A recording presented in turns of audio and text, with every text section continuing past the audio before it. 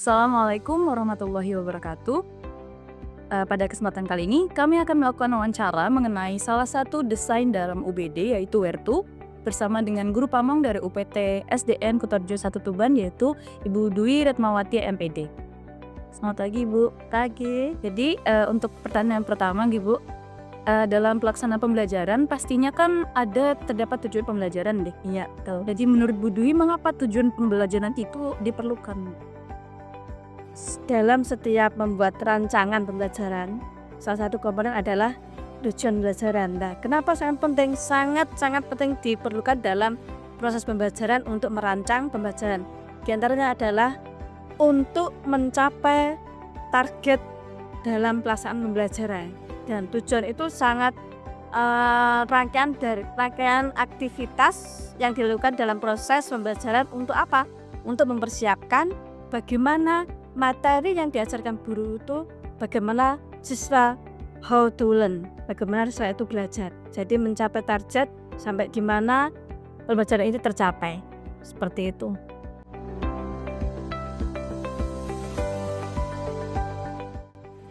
Setelah tujuan pembelajaran yang harus dicapai peserta didik, selanjutnya itu bagaimana sih cara Bu Dwi dalam menggugah pemikiran peserta didik dan keterlibatannya dalam pembelajaran? Mungkin bisa dijelaskan juga Ibu terkait hambatan dan resikonya.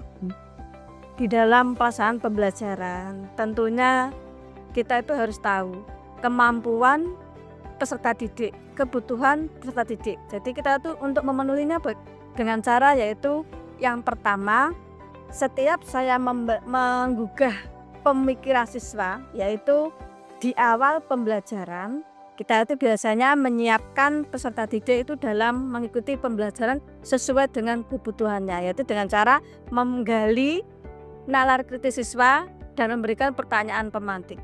Dan hambatannya, karena kemampuan anak itu beragam, tentunya ada yang bisa bernalar kritis dan tidak. Nah itu resikonya ya itu tadi, dia agak ketinggalan dalam hal pelajaran. Tapi tetap kami punya solusi, yaitu dengan cara memetakan kebutuhan siswa itu seperti apa. Kami petakan dahulu, yaitu dengan memberikan diagnosis awal seperti itu.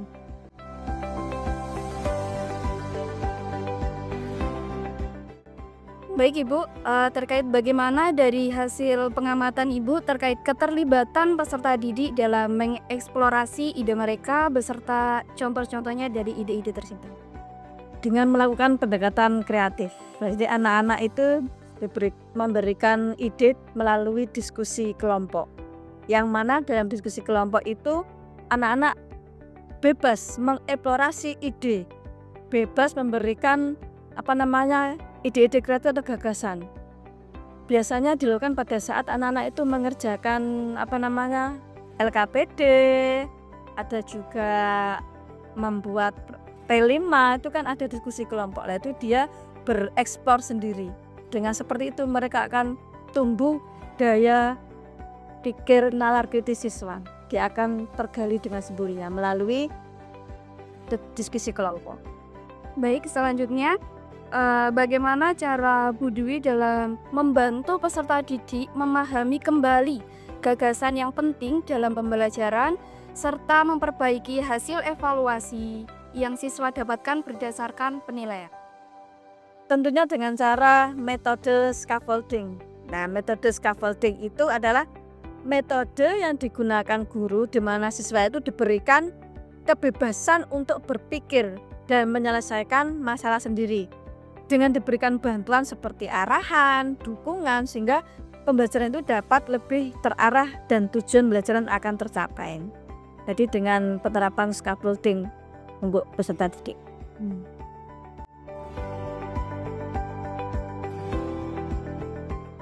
Baik Ibu, untuk Wertu selanjutnya di sini ada lembar kerja yang bagian E.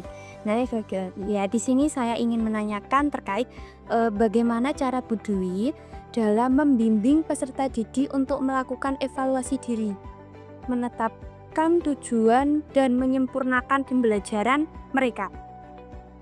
Kalau biasanya yang kami lakukan itu dengan memahami perbedaan siswa dalam membantu menciptakan lingkungan belajar yang inklusif.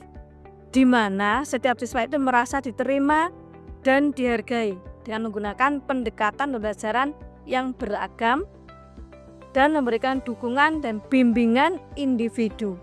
Jadi seperti yang kami lakukan selama ini.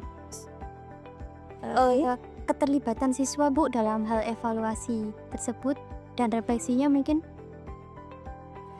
Kegiatan refleksinya, kegiatan refleksinya itu mungkin ya dengan menyampaikan ungkapan dari proses pembelajaran berlangsung yang dilakukan. Jadi siswa itu saya berikan refleksi sampai di mana dia telah memahami pembelajaran yang dilaksanakan. Jadi dia sangat terlibat karena dia mengekspor diri, memberikan gagasan tersendiri. Jadi seperti itu. Jadi mengembangkan profil diri siswa juga yang berhubungan dengan kegiatan refleksi. Itu biasanya seperti rasa ada tanggung jawab terhadap tugasnya, memimpin dalam diskusi kelompok, dan kreativitasnya dalam membuat proses pembelajaran atau membuat LKPD dan mengerjakan tugas yang diberikan oleh guru. Dia selalu akan terlibat. Aktif gitu. Aktif dan juga inovatif tentunya. Apa yang diberikan materi oleh Bapak Ibu guru ya. Satu lagi nih Bu. Nah, di sini ada bagaimana hasil yang didapat Bu setelah peserta didik mendapatkan evaluasi dan refleksi. Selain aktif itu tadi nih Bu ya. Iya. Begini ya. Selain aktif, hasil yang didapat tentunya dia juga meningkat dalam tanda kutip karena perbedaan karakter siswa itu kan ada macam-macam. Berarti kan saya sudah petakan sesuai kebutuhan siswa. Berarti kan di dalam belajar itu saya kemasan dasar diferensiasi. Nah itu akan muncul dengan sendirinya dengan pemetaan kebutuhan siswa itu. Jadi hasilnya juga sangat meningkat. Jadi tipe A meningkat, tipe B juga meningkat, tipe C juga meningkat. Bukan berarti kita membedakan, tapi kita memperlakukan dengan sesuai kebutuhan mereka. Nih, sesuai kebutuhan masing-masing, karakteristik serta didiknya.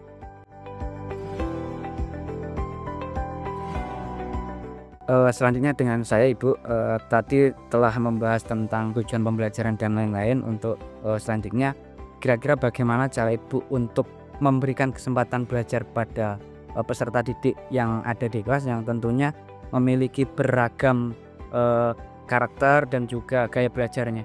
Kira-kira seperti apa?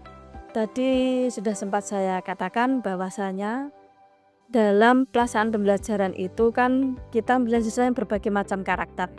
Yang pertama yang saya lakukan itu adalah pemetaan siswa dulu. Ya. Nah, dalam pembelajaran diferensiasi itu ada 3. Aslinya 3 dalam memetakan siswa sesuai kebutuhan peserta didik. Yang pertama yaitu dengan mengetahui bagaimana kesiapan siswa atau readiness. Yang kedua dengan profil murid, dan yang ketiga dengan minat belajar. Tentunya akan tahu bagaimana anak-anak itu mempunyai kemampuan visual, non visual dan sebagainya. Nah, dengan cara memberikan asesmen diagnosis awal baik itu kognitif maupun non kognitif. Ya, Berarti tapi gaya belajar intinya kita gali dulu seperti apa gaya belajarnya dan lain sebagainya. ya, lalu kita merancang Oke. pembelajaran. Terus kemudian mungkin dalam kegiatan pembelajaran Ibu pasti yang awalnya sudah merencanakan gitu, pasti biasanya ada suatu hal yang ternyata tidak sesuai dengan apa yang telah kita rencanakan. Nah itu biasanya solusi yang Ibu terapkan seperti apa? Ya. Dia melakukan pendekatan intensif. Intensif berarti langsung ke siswanya. Iya betul, mengenal gaya belajarnya, dan itu kan guru bisa mengembangkan strategi dan medianya, media pembelajaran dan metode yang ingin dicapai, sehingga akan tujuannya itu akan tercapai. Ya, ini. Terus kemudian kalau kira-kira pengalaman Ibu, kira-kira pengalaman belajar apa yang pernah Ibu berikan kepada peserta didik yang sekiranya membuat mereka benar-benar dapat memahami materi yang itu sampaikan? Pembelajaran sangat bermakna kalau sekarang itu ya. Biasanya kami mengadakan outing class. Ya, kita misalnya kan pembelajaran kontekstual, berkunjung misalnya ingin mengenal sejarah Tuban, berarti kita berkunjung ke Museum Tuban. Dan kalau misal ingin mengenal tentang kearifan lokal yang ada di daerah kita, mengenal makan tradisional, kita langsung terjun langsung ke lapangan. ke home industry jadi akan bermakna. Nggih, kurang lebih itu untuk podcast hari ini Bu. Terima kasih atas kesempatannya. Mudah-mudahan hasil dari podcast ini bisa untuk meningkatkan belajar kami teman-teman mahasiswa PPL dan dapat bermanfaat untuk pembelajaran kedepannya. Maten, terima kasih, bisa ditutup nih Bu. Teman-teman, terima kasih. Assalamualaikum warahmatullahi wabarakatuh. Waalaikumsalam warahmatullahi wabarakatuh.